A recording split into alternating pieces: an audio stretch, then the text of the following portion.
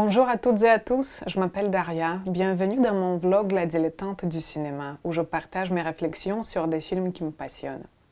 Aujourd'hui, on va parler d'un personnage fascinant de la littérature et du cinéma, Tom Ripley. Vous avez peut-être déjà entendu ce nom. C'est le héros, ou plutôt l'imposteur, né sous la plume de Patricia Highsmith dans son roman Le talentueux Monsieur Ripley, qui est paru en 1955. Dans ce livre, Patricia Highsmith nous plonge dans la tête d'un jeune Américain, Tom Ripley, un petit escroc un peu paumé. Un jour, on lui propose un voyage en Italie pour convaincre le riche héritier Dickie Greenleaf de revenir enfin auprès de sa famille et commencer sa vie d'adulte. Mais une fois sur place, Tom Ripley est complètement fasciné par la Dolce Vita et ébloui par le mode de vie de Dickie Greenleaf. L'amitié glisse peu à peu vers la jalousie, l'obsession, jusqu'au crime. Tom Ripley va usurper l'identité de Dickie Greenleaf, en brouillant les pistes.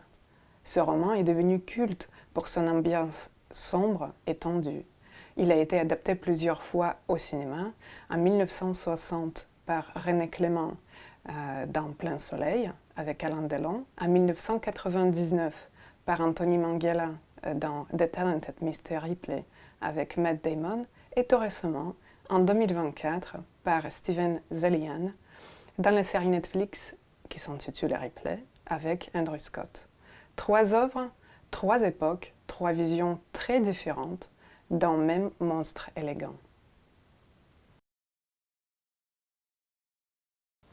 René Clément, qui aimait explorer les zones sombres de la nature humaine, a vu dans ce roman une matière riche pour un film. Le personnage de Tom Ripley, interprété par Alain Delon, incarne une ambiguïté morale rare pour l'époque. Charmeur, intelligent, manipulateur, mais aussi désespérément attiré par la réussite sociale.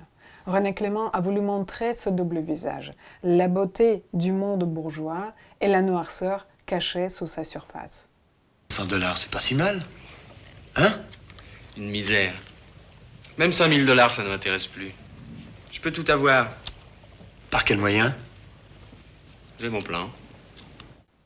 René Clément conçoit Plein Soleil comme un film sensuel. La mer, la lumière, la peau bronzée, les chemises ouvertes, tout repose sur l'éclat visuel. Le corps de Delon devient une partie intégrante de cette esthétique solaire. Il est à la fois symbole de beauté et de danger. Ce rôle a littéralement créé le mythe Delon, l'acteur qui incarne la beauté vénéneuse, le crime élégant, le double visage de la réussite et de la corruption. Clément, fin stratège, savait que ce contraste entre l'acteur et le personnage rendrait ce film inoubliable. Non va bene? Come? Non va bene? Si, c'est le soleil qui tape. Mais à part ça, je ne me suis jamais senti aussi bien. Donnez-moi à boire. Cosa volete? Ce qu'il y a de meilleur. Va bene.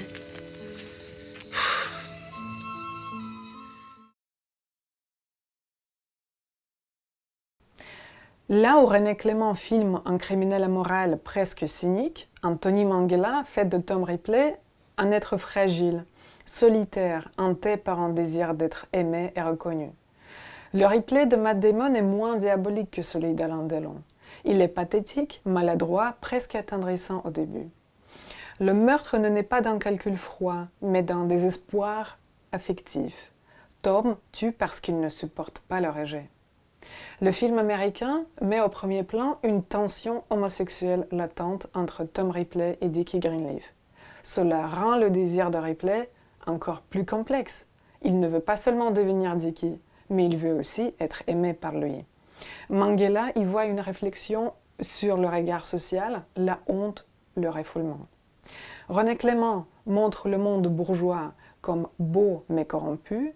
Anthony Minghella le montre élégant mais cruel, indifférent aux pauvres et obsédé par les apparences. Ripley est un outsider dans un univers de privilèges qu'il envie et déteste à la fois. Le film devient presque une tragédie sociale. Un homme qui veut s'intégrer à un monde qui ne veut pas de lui. Zaillian met presque 10 ans à écrire la série. Il veut aller au fond de Ripley. Et ce qu'il trouve, c'est le néant. Ce Ripley-là, c'est nous, des gens qui veulent paraître, qui imitent des modèles, des vies, des images. Il ne tue pas seulement Dickie, il tue l'illusion de l'identité. En fait, ces trois œuvres parlent de la même chose à des époques différentes. En 1960, le mal est beau mais puni. En 1999, le mal vient du manque d'amour. Et en 2024, le mal c'est le vide. Et ce qui reste, c'est ce miroir, un homme sans qualité et sans visage qui reflète le monde qu'il envie. Merci beaucoup d'avoir regardé ce vlog. J'espère vous retrouver pour une prochaine vidéo.